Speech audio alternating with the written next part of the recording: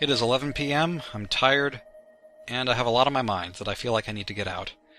And it would probably be easier on me if I didn't make this video at all, and I just went to bed and lived tomorrow and the next day and the next day completely normally, as if nothing ever happened, but I feel like I owe it to myself and to others to just talk about various things. I know that I'm not the best version of myself that I could be. I'm not a perfect person. Nobody's perfect, but there are definitely things about my personality and about my actions that I could improve on. And usually I don't know what those things are, or if I do, I just don't know how to fix them. I live by what I know, and at any given point in time, I'm trying to live the best way that I know how. A lot of times, I don't realize what makes something wrong to do until I've suffered the consequences of doing it myself. So basically, I try to live by learning from my mistakes, and I just make a bunch of mistakes, sometimes pretty big ones. My most recent big mistake was on a day when I was really stressed out and miserable for reasons that weren't related to the internet, but from a trip that I was taking. And whenever I discovered that Scott Cawthon had just announced a new Five Nights at Freddy's game called Sister Location, that didn't help. It wasn't really the main reason that I was upset, but I took out all of my anger on him. I basically said Scott Cawthon's a terrible developer who has no vision, he made one good game and that was a fluke, and I'm not going to make the mistake of supporting him again. Those are harsh words. And at the time I didn't care that they were harsh words, they didn't seem that harsh to me because I wasn't in the right state of mind. My first reality check came from seeing some comments on Reddit about what I'd said, and I don't usually use Reddit, but it seemed like the people commenting about it hated my guts, and probably still hate my guts, and they said things that were probably about as harsh as I said. But I saw some merit to what they were saying.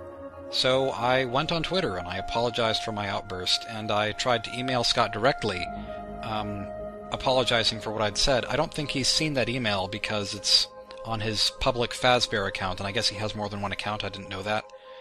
But remarkably, Scott had seen what I'd written, because people were talking about it on Reddit, I guess, and he said, "I'm disappointed that he feels that way. I played one night at Flumpty's and I thought it was great." Which is crazy! And awesome! And then he took that message down so there would be less attention drawn to that issue. He recognized that I apologized and said all is well. How could I possibly not respect the guy after he handled the situation so much better than I did? I might not agree with most of his design decisions with his games, but man, he's an awesome person! That's the kind of guy I want to be! How do I do that? I don't know. Because some people say that it's so easy to just be a nice person. You just gotta be a nice person. Or some people say that it's easy to not be upset by things. You can just turn off your anger like a light switch. There's no point in being angry. And I would love for that to get into my skull, because I don't know how to do that. That's not the way my brain works.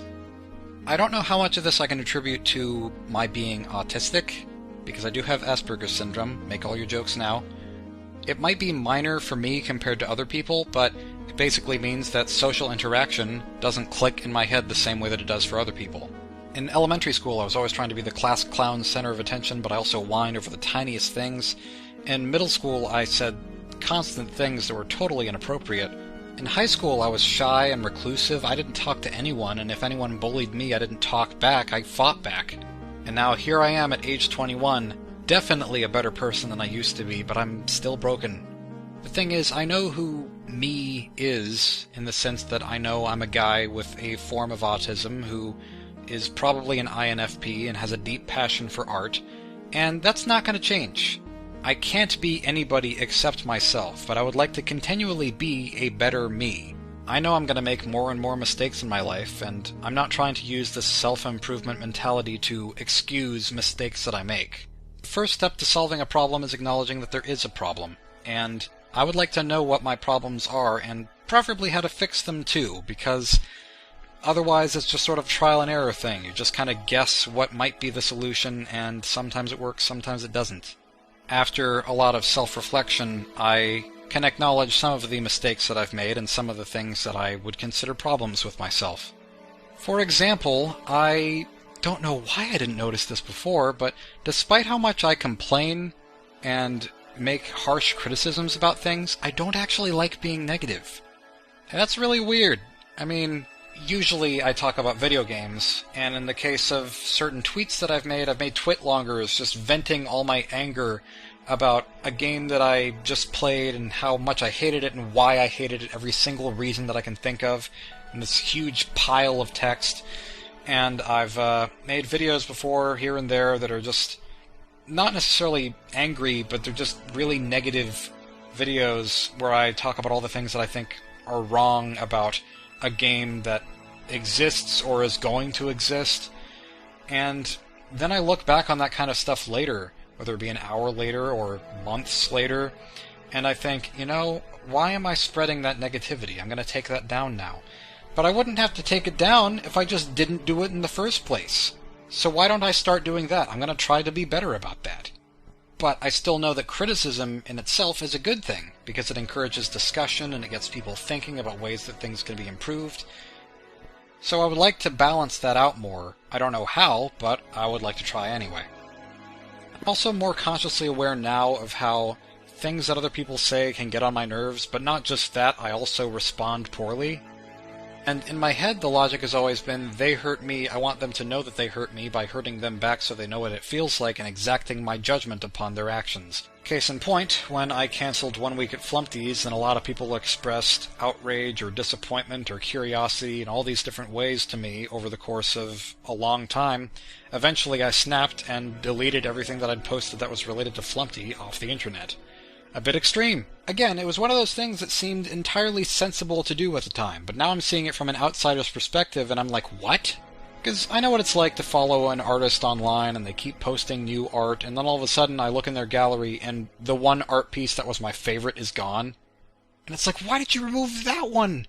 And it's possible that they removed other things too, but I just didn't notice because that was my favorite. And I guess they just weren't proud of it. I don't know. But, even though I would have already saved the file to my computer at that point, it's still disappointing to see that not everyone is going to get to see that same picture. So I have a goal to be more positive. If this has downsides, I don't know what they are yet, but I would like to be more positive more consistently and not remove as much stuff that I post. And part of the reason that I wouldn't remove as much would be because I'm more positive. That's my mindset behind that. And nobody's perfect. I've tried to pretend that my online persona is perfect by deleting mean comments that I've written, or pretending that certain creations that I'm not as proud of don't exist, just erasing my failures and making it seem like I've never had any problems. But that's not true. It's not human. And whenever I see an artist who has only their best work up and it looks like they've never made anything that's less than greatness, then that's intimidating. It doesn't seem like that's achievable. And at the same time, it's probably intimidating for them because there's this pressure to succeed for every new thing that they create. I want to try to start admitting my failures and my lesser works and accepting them as a part of my history, as part of what has led me to who I am now, and who I will be in the future. In addition to all that, I would like to be more loyal to this belief that I've had for a long time that art is subjective, not objective, and every artist should follow their own visions no matter what anyone else says. And as for the receivers of that art, we should be respectful of whatever their vision is. For example, if Scott Cawthon wanted to make 36 more Five Nights at Freddy's games, what matters is that they're the kinds of games that he wants to make. And a lot of people seem to enjoy them, so there's that going for him too. If Shigeru Miyamoto wants to make Paper Mario Color Splash happen, which is a decision I don't agree with, well, I don't have to say he ruined the Paper Mario series by doing that, because I can still play the ones that I like. I don't have to play the new one. I was one of the people who was upset over Star Fox Zero being announced to have an Invincible mode, but after seeing gameplay, it seems like most people aren't playing that mode, and I guess if I were to get the game, I wouldn't need to play it either. I feel the inverse of this is also true. If someone's working on an animated series for the internet and you love it, but then they cancel the rest of it before it's done, because they just don't want to work on it anymore, or they're pursuing other opportunities, or whatever other reason that they have, that's their choice to make. You have a right to be disappointed, but let them do their thing.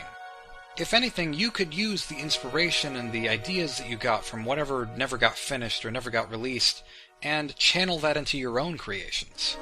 Some fans of the original Paper Mario games who aren't as fond of the idea of Color Splash coming in the future are making their own spiritual successors to Paper Mario the Thousand-Year Door.